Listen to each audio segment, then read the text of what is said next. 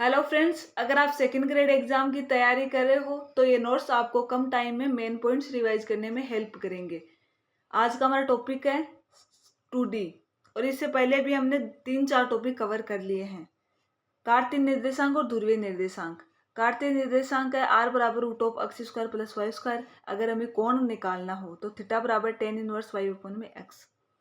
Cos to theta का सूत्र cos square theta minus sine square theta. समांतरीय रूपांतरण निकालना हो तो एक्स डेस बराबर X minus H, Y dash बराबर वाई माइनस के। तो इसका हम मान निकाल सकते हैं। एच इधर गया तो एक्स डेस प्लस एच बराबर एक्स, वाई बराबर वाई डेस प्लस के। अगर हमें एक घूर्णन रूपांतरण निकालना हो तो एक्स डेस बराबर X cos theta plus Y sine theta, Y dash बराबर minus X sine theta plus Y cos theta. इसको हम इस प्रकार से शॉर्ट में निकाल सकते हैं कि cos theta sine theta minus sine theta cos theta और थीटा का मान रख देंगे और मान निकालेंगे।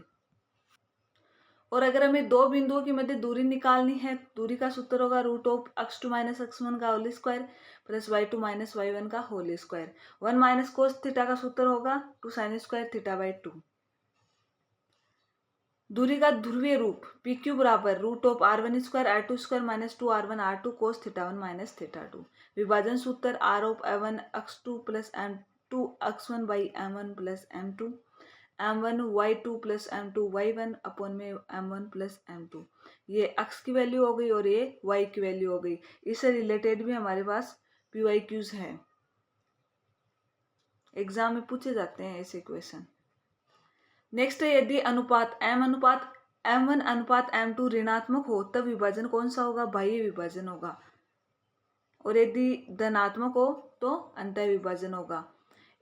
दो बिंदु है, एक बिंदु है P x one y one व दूसरा है Q x two y two को मिलाने वाले रेखाखंड को निर्देशीय अक्ष निम्न अनुपात में विभाजित करते हैं। एक्स अक्ष में माइनस वाई वन अपॉन में वाई टू, वाई एक्स में माइनस एक्स वन अपॉन में एक्स टू।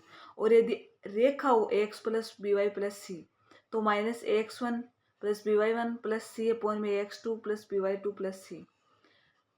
त्रिभुज का केंद्रक निकालना हो तो X one plus X two plus X three by three comma y one plus Y two plus y three by three. त्रिभुज है एबीसी का केंद्रक और एबीसी के मध्य बिंदु है एफ ई डी। तो एक त्रिभुज बन गया डी ई एफ। तो इसमें त्रिभुज एबीसी का केंद्रक बराबर होगा त्रिभुज डी ई एफ का केंद्रक। और यदि अंतः केंद्र निकालना हो तो A X one plus B X two plus C X three by A plus B plus C, A Y one plus B Y two plus C Y three upon में A plus B plus C. और परिकेंद्र ओ से denote करते हैं तो ओ को H के मानते हैं तथा इस हिसाब से परिकेंद्र होगा तो इसका मान होगा ओ ए स्क्वायर बराबर ओ बी स्क्वायर बराबर ओ सी स्क्वायर। समकोण त्रिभुज का परिकेंद्र कर्ण का मध्य बिंदु होता है ये वाला, तो कर्ण का मध्य बिंदु ये परिकेंद्र हो गया। क्योंकि कर्ण का मध्य बिंदु त्रिभुज के तीनों शीर्षों से दूरियां बराबर होती है। One by two root of X two minus X one का whole square plus Y two minus Y one का होल स्क्वायर। ये इस सूत्र से हम मान निकाल सकते हैं, या वन बाई टू गुणा ए सी।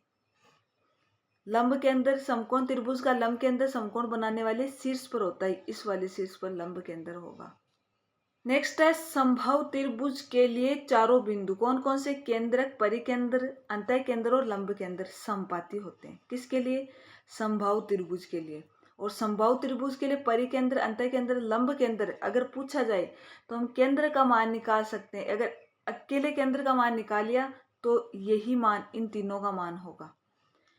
ओ परिकेंद्र, जी केंद्रक, एच लंब केंद्र एक सरेख होते हैं इस सरेख में, तथा केंद्रक परिकेंद्र व लंब केंद्र को मिलाने वाली रेखा को 1:2 में अंतः विभाजित करता है। परिकेंद्र और लंब केंद्र केंद्र को 1:2 में अंतः विभाजित करता है।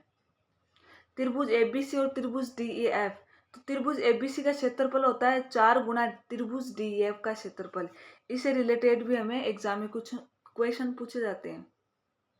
त्रिभुज का क्षेत्रफल निकालना हो तो 1/2 x one x two x three और इधर वापस एक्स वन से स्टार्ट करेंगे। X one y one Y two y three और वाई वन, फिर इन्हें वज्र गुणा करके हम इसका मान निकाल सकते हैं।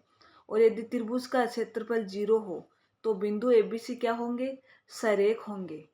इससे रिलेटेड भी हमें एग्जाम में क्वेश्चन पूछे जाते हैं। और यदि त्रिभुज की भुजाओं के समीकरण दिए हुए हो a1x b1y प्लस c1 बराबर 0, a2x b2y प्लस c2 बराबर 0, a3x b3y और c3 बराबर 0।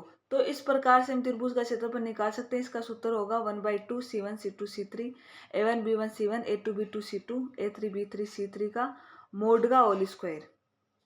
नेक्स्ट है त्रिभुज की भुजाएं y बराबर m1x प्लस c1 y बराबर m2x c2 तथा x बराबर 0, तब त्रिभुज का क्षेत्रफल क्या होगा। ये क्वेश्चन है पीवाई क्यूज को। तो त्रिभुज का क्षेत्रफल होगा 1/2 c1 माइनस c2 का होल स्क्वायर अपॉन में m1 माइनस m2।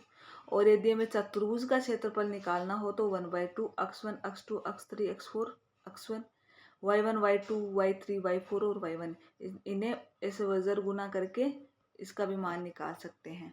और यदि आपको शॉर्ट नोट्स की PDF चाहिए तो पेपर साथी ऐप डाउनलोड करो, वहां से आप ले सकते हो।